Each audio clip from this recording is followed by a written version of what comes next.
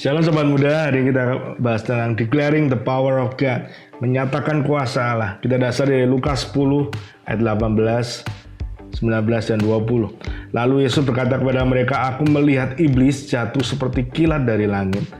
Sesungguhnya aku telah memberikan kuasa kepadamu untuk menginjak ular dan kalajengking, dan kuasa untuk menahan kekuatan musuh sehingga tidak ada yang membahayakan kamu.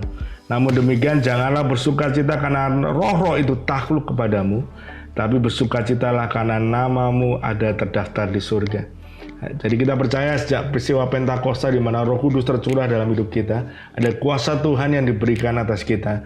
Untuk apa? Untuk menginjak ular dan kalajengking, untuk menahan kekuatan musuh sehingga tidak ada yang membahayakan kamu ketika kita dalam pelayanan.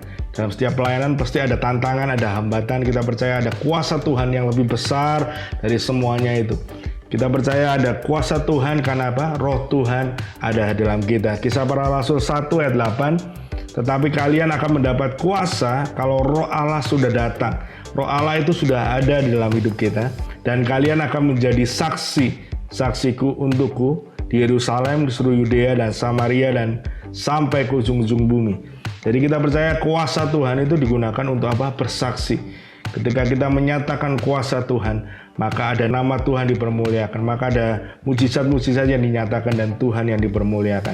Jadi tujuan Allah berikan kuasa melalui Roh Kudus yang hidup atas kita agar kita menjadi saksi, baik lewat perkataan, perbuatan yang memuliakan nama Tuhan. Jadi kita perlu bersukacita karena kuasa Tuhan itu ada dalam kita. Tapi terlebih lagi kita bersukacita karena apa? Nama kita terdaftar di surga. Jadi segala kemegahan kita hanya oleh karena Kristus saja. Tidak ada sesuatu pun yang dapat kita megahkan karena hanya Kristus, hanya Roh Kudus yang memampukan kita untuk menyatakan kuasa Tuhan atas setiap pelayanan kita. Bersukacitalah karena kita beroleh keselamatan di dalam Kristus. Jadi ini chase your mind, waktunya ngebum. Kalau hari ini ada kuasa di tanganmu, ada kuasa di dalam hidup kita, itu bukan karena kekuatan hebat kita, tapi karena Roh Kudus di dalam kita. Jadi satu hal yang boleh kita megahkan atau kita sukacitakan karena apa? Karena kita sudah diselamatkan. Jadi kemegahan hanya bagi Tuhan. Kemegahan hanya bagi Dia yang memiliki setiap kuasa yang lebih besar dari segala kuasa yang di bumi ini. Tuhan Yesus memberkati. Terus tonton video Ngebum dan bagikan kepada teman-teman yang lain juga. Terus subscribe channel YouTube dari Diaspora Generation juga Pemuritan.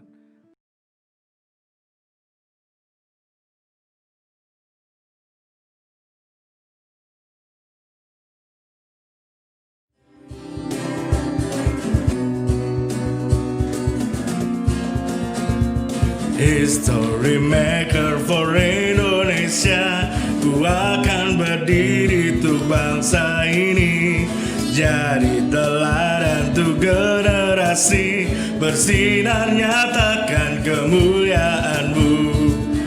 Ayo bangkit untuk Indonesia, maju nyatakan kuasanya hebat. Hancurkan belenggu dosa, rebut jiwa-jiwa, kemenangan besar terjadi.